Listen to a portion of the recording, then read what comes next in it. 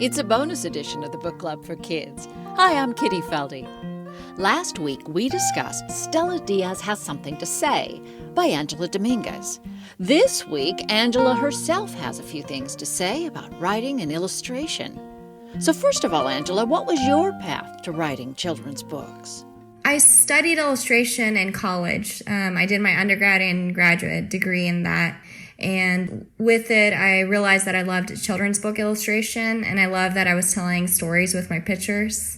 And eventually, I was getting a little sick of the type of stories that I was getting, because oftentimes I was getting just Latino-themed books, which is great, and it is such a part of my identity, but Latino culture is so big, and I wouldn't relate to every story because it wasn't my own experience.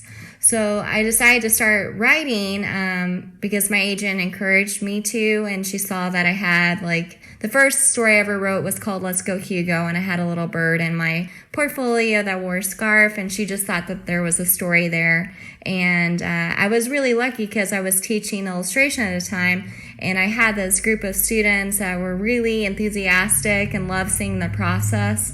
So I started writing that story, and I had this team of support from my agent and then my students, and then I got published and I got acquired.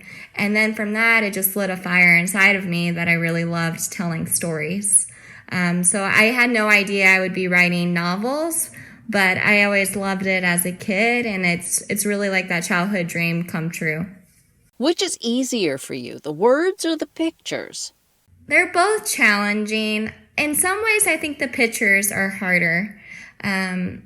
Because with the pictures, there's so much pressure to make everything 100% consistent, and you're envisioning what the words are saying. But with the words, there's room for interpretation to what they could mean.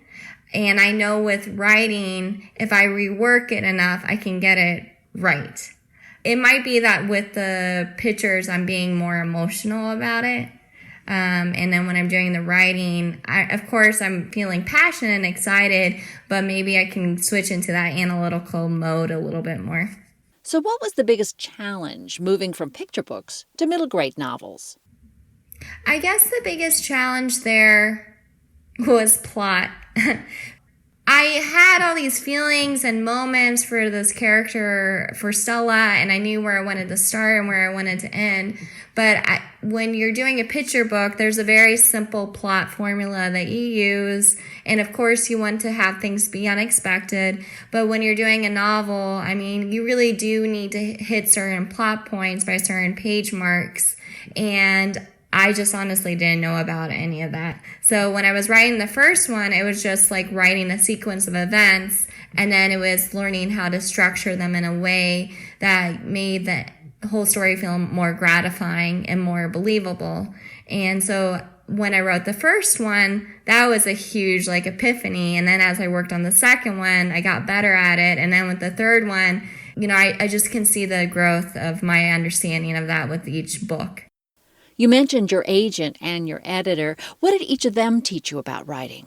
So my agent, she gave me the confidence, and she taught me with picture books what to leave in, what to leave out, especially with the writing. With my editor, I'm really grateful to her, and I owe so much of this to her.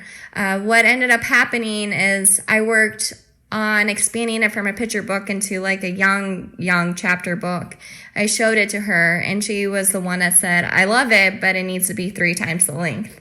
So she and I worked for a good almost 7 to 8 months without it being acquired to get it to the point of being the length of a early middle grade novel.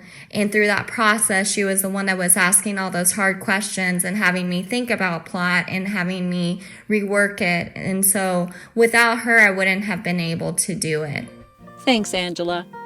We have interviews with dozens of other writers at our website, bookclubforkids.org. And if you're looking for another fictional adventure tale with a Latina main character, check out our other podcast, The Fina Mendoza Mysteries. I'm Kitty Feldy. We'll be back again next week with another full-length episode.